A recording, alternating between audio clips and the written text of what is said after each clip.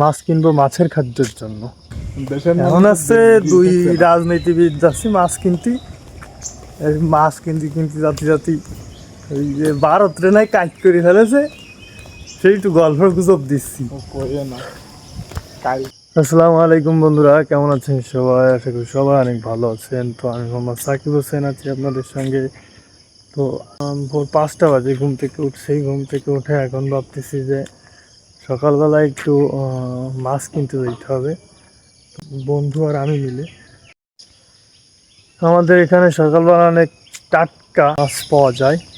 আমাদের এখানে আড়ত আছে, আড়তে মাছ পাওয়া যায়। সব জায়গায় আড়ত থাকে, কম আর বেশি। তো আড়তে যে টাটকা মাছগুলো পাওয়া যায়, সেখান থেকে যে কিছু মাছ কিনবো। যদিও মাছ আমাদের নিজেদের খাওয়ার জন্য না, মাছ কিনবো মাছের খাদ্যের জন্য। জনগণ তো দিয়ে যায় না, এখন ফোনে না। এখন আছে দুই রাজনীতিবিদ যাচ্ছি মাছ কিনতে, মাছ কিনতে কিনতে জাতি জাতি ওই যে ভারতরে নাই কাজ করে ফেলেছে। তো এইটা হলো সেই টেকারঘাট ব্রিজ, যে ব্রিজটা শেখ হাসিনা থাকার আমলে কাজ শুরু হয়, কিন্তু অনিয়ম দুর্নীতির কারণে এই ব্রিজের কাজ এখন স্থগিত। এই ব্রিজের মাধ্যমে মনিরামপুর থানা এবং অভয়নগর থানার সংযুক্ত। এই ব্রিজের কারণে মনিরামপুর থানার লোকজন এবং অভয়নগর থানার লোকজন অনেক ক্ষতিগ্রস্ত হচ্ছে। দিনের পর দিন এই ব্রিজের দুর্নীতির কারণে এখন পুরোপুরি কাজটা স্থগিত হয়ে পড়ে আছে। এখন এলাকার লোকের প্রচণ্ড পরিমাণ ভোগান্তির শিকার হচ্ছে। তো আমরা কিন্তু এখন চলে আইছি আমাকে সেই মাছের আড়তে। মাছের আড়তের মাছগুলো দেখব এবং কিনব। তো আস্তে আস্তে আমরা সামনের দিকে যাচ্ছি। তো সামনে যাই আমি একটা মাকু মাল বেঁধে গেল।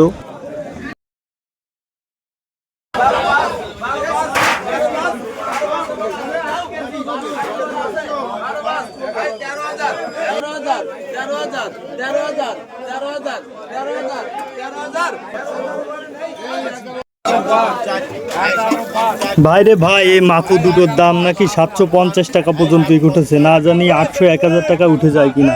তো এই মাছ দেখতে দেখতে আমাদের বড় ভাই বাজারে দেখি মাছ নিয়ে চলে আসছে ঘের থেকে ধরে।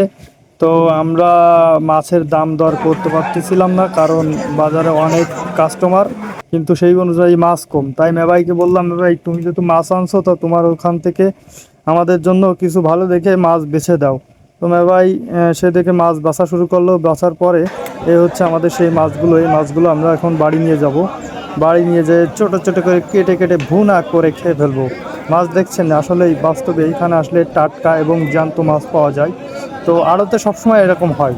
আমাদের বড় ভাইয়ের মাছ বিক্রি করা শেষ। তো আমাদের মাছ মেভাইয়ের ঘাড়ের হাড়ির ভিতরে নিয়ে আমরা হাঁটতে হাঁটতে বাড়ির দিকে যাচ্ছি। আর সকালবেলায় যেহেতু খাওয়া দাওয়া করিনি, তাই এখন একটা হোটেলে গিয়ে কিছু খানাপিনা করলাম। খানাপিনা করার পর একটা করে স্প্রিট নিয়ে খেতে খেতে বাড়ির দিকে যাচ্ছি আর কি।